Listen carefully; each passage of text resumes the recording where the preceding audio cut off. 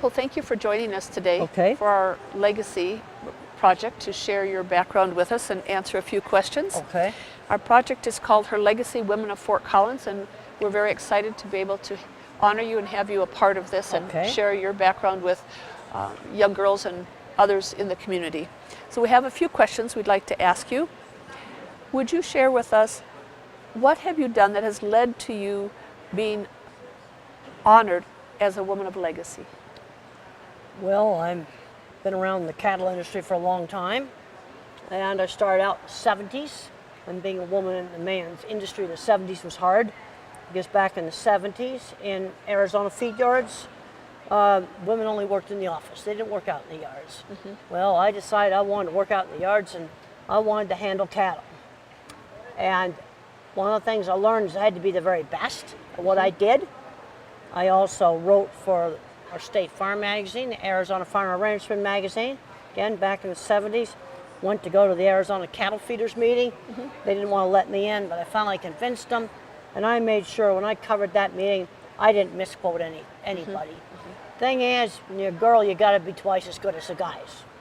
You know, like Sheryl Sandberg says, you got to lean in. You got to just do it.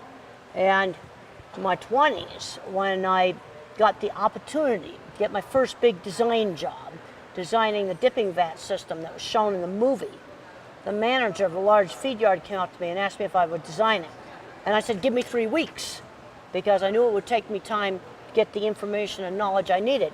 I took that job at the 60% level of competence. I've since read in Sheryl Sandberg's book, Lean In, that most women won't take a job at the 60% level of competence. They want to be 90%. Guy will take it at 60%. But then I've seen guys get too cocky and take it at the 20% level and make a multi-million dollars worth of mistakes because they had such a big fat ego they didn't bother to learn the things they should have learned. I agree with you. Yes, and so that leads us right into our next question about what is your definition of success? And the other part of that is, what 1 or 2 personality traits do you think most allow a woman to become successful in her life? Well, if it's career, and career is a very important part of my life, it's perseverance. I'll never forget when Norb, the plant superintendent at the Swift plant, told me when I made my own internship there, you got to keep persevering. You don't want to go about there and pound your head against a brick wall, but you got to just keep forging ahead. Also, another thing I did is I had more than one project going at a time. So if one project failed, I'd have something else. You know, I never will forget when I was at Arizona State University looking at this, the writing someone put on the art room wall, obstacles are those terrible things you see when you take your eyes off the goal. I've since learned that was written by Henry Ford, but I didn't know that in the 70s because there was no internet then to look it up on. That's good advice from him. Yeah. What motivates you? Well, I get asked a lot, parents of kids that are autistic or have some problems, what motivates me? I got motivated to study when education became a goal. When I was in high school, I was an awful student. And then my science teacher came around and he got me interested in science. Now, if I wanted to be a scientist, I had to study. So now, studying was a pathway to a goal. I think that's really important. Education just can't be an end in itself. Because I'm seeing too many smart kids that might get some label put on them, and they're going nowhere when they graduate because there was no goal. And so what I hear you say is that your science teacher helped direct you to help you find a goal in your life. Well, that's right. And the goal became going to graduate school and becoming a scientist. So then I knuckled down and studied. Well, prior to that, I just messed around, but I was cleaning a lot of horse stalls and learning how to work. What I'm seeing with a lot of kids today, they might have Tourette's, they might have dyslexia, they might have mild autism, and they're becoming their diagnosis. That's becoming their total identity. And they're not learning how to work. When I was 15 and I was not doing any studying, I was running the horse barn. And I was proud of the fact that I ran the horse barn. I think he's trying to get somebody to stop this noise or something. Okay. So what obstacles have you faced in achieving your goals, and how did you overcome them? Well, these questions are always almost so abstract I can't answer. You know, it's sort of like you live one day at a time, and I'm seeing that there was kind of a goal. I was working on improving cattle handling in the cattle industry, and I found that I could improve it one feed yard at a time. When I got a manager who got interested in improving the cattle handling. Another thing I learned early in my career is selling equipment was a whole lot easier than getting people to operate it correctly. People want the thing more than they want the management. You know, the new computer system, the drug, you know, whatever the thing is.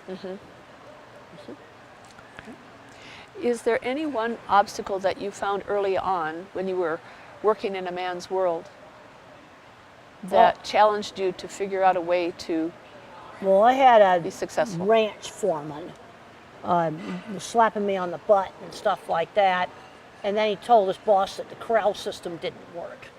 You know, when you have a person who's a boss, you know, doing the sexual stuff, that's extremely difficult to deal with because they can affect your career. Right. I knew how to handle it in colleagues because I just start it right back if they want to start that stuff. But when it's a boss doing things like that, you know, and the owner was dissatisfied with the project because the foreman told him it didn't work because I told him to get lost when he slapped me on the butt. Standing up for yourself. Yeah. But when it's a boss, I can deal with a lot of stuff.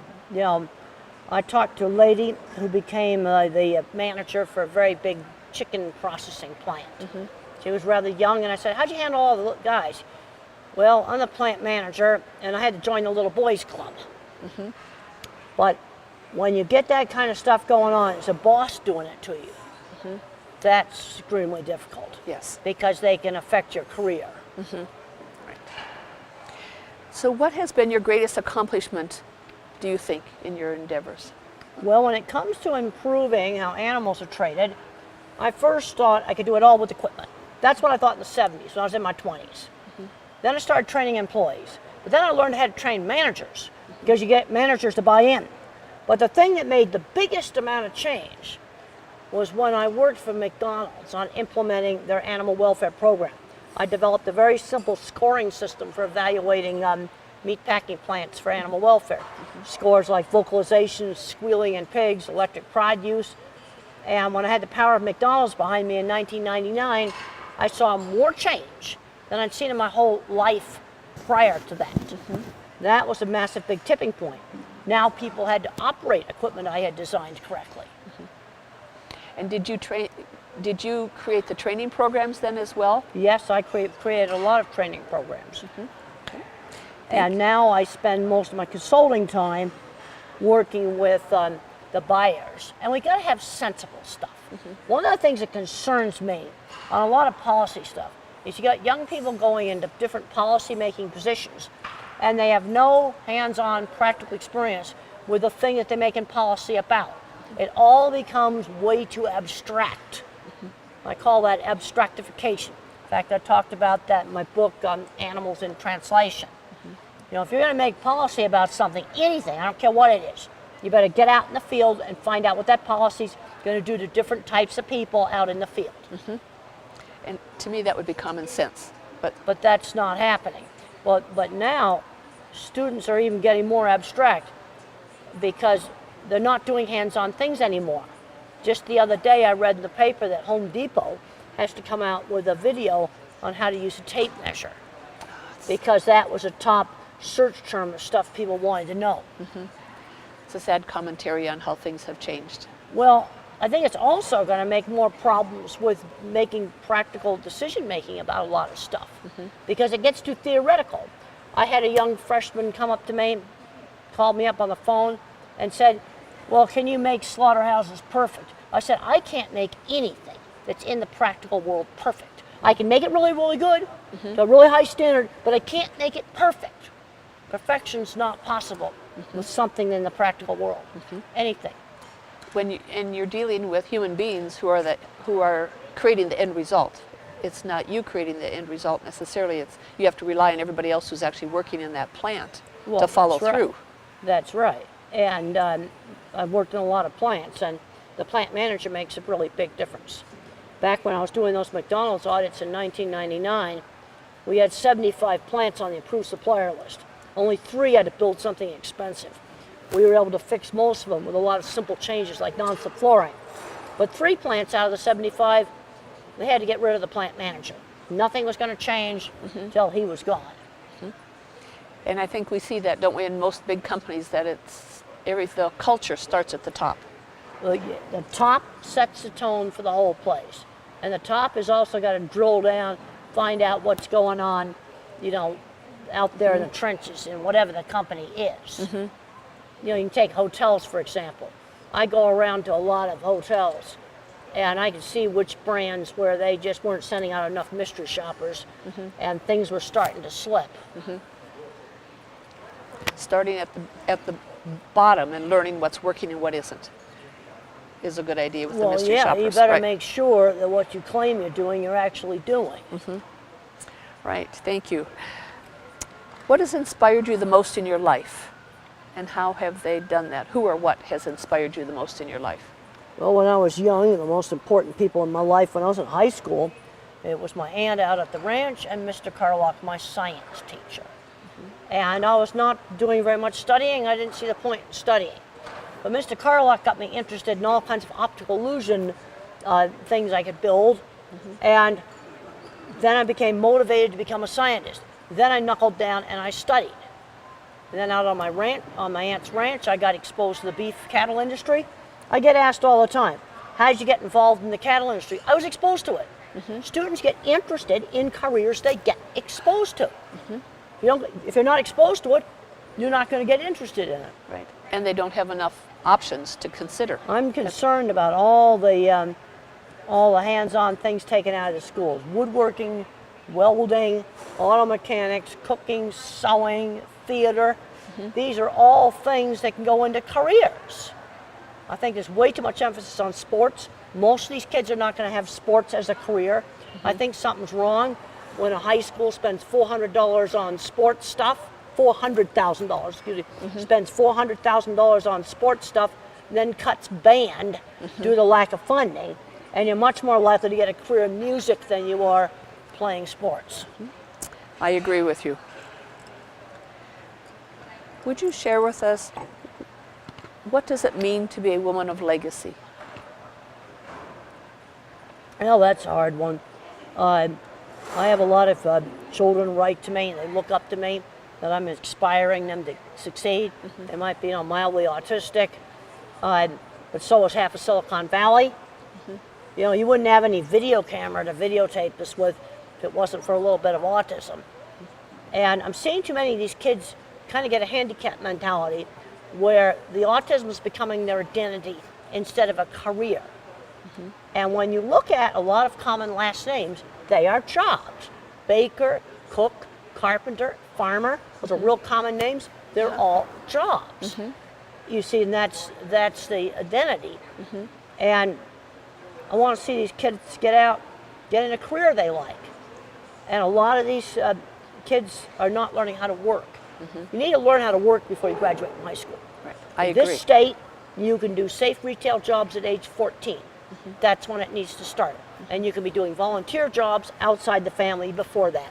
Something as simple as walking dogs or a church or a volunteer community center job or whatever. No, I agree with that. What does receiving this honor mean to you? Well, I'm really pleased that I'm chosen to be one of the ones in Fort Collins. I had somebody ask me the other day how I liked getting recognized in the airport and stuff like this. And I said, it's a responsibility. I've always got to be on good behavior. And you've been a wonderful role model over the years to young adults.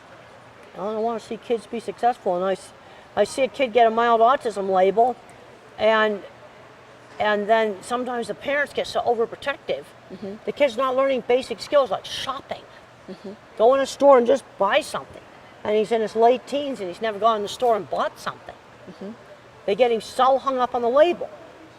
And just recently I visited the Kennedy Space Center, and I was invited down there by the disabilities people. There's people at the Kennedy Space Center designing big, important stuff that have Tourette's, have dyslexia, were a bad student. This one had super good math scores. Then I go back and forth between the silos, and they get too hung up on that label. You go out to Silicon Valley, half those programmers are on the autism spectrum. A brain can either be more thinking or a brain can be more social emotional. And I got very emotional when I visited Kennedy Space Center, and I got the VIP tour. I got to go inside the vehicle assembly building. I got to go on top of the assembly building roof and look out where the crawler takes the vehicle out to the launch pad. And I looked up the vehicle assembly building last night, and I was pretty sure they'd done the moon rocket there, but I had to be sure. Yes, it was built for the moon rocket. When we did the Saturn V, when we did sort of our greatest achievement, you know, and you think, why were those space flights important? Part of it is to inspire. It's pure exploration. And when we stop doing things like that, we kind of stagnate. I'm really happy that SpaceX now and Amazon have got, you know, now building rockets, and I got to see a launch, and that was really cool. And for all you techie kids out there, they're hiring right now. I went and looked at their job boards. They like electrical engineering, put some mechanical and some computer science in along with it. Bachelor's degree, that's all you need. And do an internship, and they say in polite talk, we will work your butt off. That's good.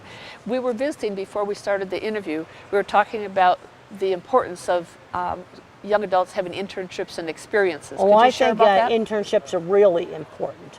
You know, when I was in college, my mother and the teachers, we made up our own internships. In the 70s, internships were not formal things. And I actually made my own internship at the Swift plant in Arizona, now at the feed yards. But when I was in college in the late 60s, I did an internship at a research lab where I did a research with pharmaceuticals on mice. I was a aide for an autistic child. I was out at my aunt's ranch. Now, internship programs, every department has them, and we have lots of them in animal science, all different parts of the beef industry. Students need to do these internships so you can try on careers. Find out what you like, find out what you hate, but try on careers. I agree. Those experiences are very important. Our last question is, what advice would you give to a young woman today who is trying to find the path to achieving her goals? All right, give me an age. Let's say high school, 9 through 12. 9 through 12, get out and volunteer at different stuff. Again, I'm so concerned about all the hands-on classes that have been taken out because those classes provided opportunities to try on stuff. Well, theater, for example, that's a career that's not going to get replaced with you know, artificial intelligence or computers. Plumbing, woodworking, auto shop. There's huge shortage right now of people that do these things. But you're not going to know whether you like it unless you try it. And unfortunately, the schools have removed the chance to try it. Also, I think these things teach practical problem solving. Hands-on stuff teaches a reality. Sometimes the stuff you do doesn't always work. So then you got to figure out how to make it work. In fact, we were discussing at lunch what I'd like to see for a robotics competition so our low-income kids could get into it. I'd like to see a $200 limit placed on the price of the robot. So you buy the electronics, but let's go out and get old forklift pallets and bicycle chains and just scavenge old junk and figure out how to make a robot do something. You know, have like a junkyard class. And I think that would challenge creativity more than going and buying expensive parts to duplicate a box handling system we got at the Cargill plant. Right. And the other thing that it does that we talked about briefly was the communication skills that are being challenged for young adults as they grow up with computers and iPads and all of that. We have got to have time away from phones. I have been reading some of the journal articles on the suicide and the depression. Teens that spend too much time on electronics and media. It has skyrocketed. It's gone up like 3 times. Got to get these kids off of this. I'm not suggesting banning it. No, hour a day for social media. You can still do it, but they need to be doing other things, learning how to communicate. I have been a professor at Colorado State for 26 and a half years. And I notice now when I ask a student to call me, they're more reluctant to call me. Well, learn how to use that phone helped me get my business started. Because I'd cold call meat companies when I found out they were doing remodeling. That's how I sold Cargill in the late 80s. And I sent them a portfolio of my work, drawings and pictures. And I have designed all the stockyards and chutes and restrainer system for the Greeley plant, for Fort Morgan, for all the other Cargill beef plants. Because I sent out a packet of information, cold. You were taking the initiative. Taking the To initiative learn. to do it. But you've got kids today, they get a little mild autism diagnosis or something, they're getting so sheltered they're not even learning laundry and shopping. It's just ridiculous. I've talked to a lot of employers, and we got lots of good young people out there, but it's sort of like you're getting them as teenagers. They haven't grown up yet. I talked to a company that hired a meat company that hired undergraduates, business majors, and these kids thought they could email grocery stores and tell them how to set up the meat case. They pulled them out in the stores and they made them set it up. So they take all the meat, tray packed meat, and put it in a case like this. You can't see it, and there's going to be a watery mess down the bottom of that pack. Right. So what happened a year later, 2 years later? One of them discovered sales, one of them ended up doing computer office stuff, and one ended up quitting. But they're just not getting enough hands-on stuff doing stuff. Also, another thing they did in the office is they were forbidden to text or email in the office. You had to go walk over to the other cube and talk to someone. Well, I think those are wonderful examples that we've talked about today. Thank you very much for taking your The time other to thing share you got to this. do is as Sheryl Sandberg says, you got to lean in. You got to speak up at meetings. That's something I was never bashful about doing that. Well, thank you very much for your time today. Okay, it's good to talk to you. Thank you very much. We appreciate everything that you've done, and especially for young girls, to help encourage them, and young men to encourage them to get out and about. I have young students, some of them they're really getting out in meat plants for the first time, and they're finding out they're liking it. Like, go out in the middle of the night to find out how much space cattle need to lie down at night. So Helen's out there 2 o'clock, 3 o'clock in the morning trying to get a GoPro fastened on a catwalk. If she goes up on the catwalk, the cattle get up. Right. So she's got to put the GoPro up there in the daytime, and then come back at night and hope she can trigger it with her cell phone when all the cattle are laying down, because you walk on the catwalk to get up. They're gonna. She found out she liked doing that stuff. Yeah. Wonderful experiences. Okay. Thank you very much.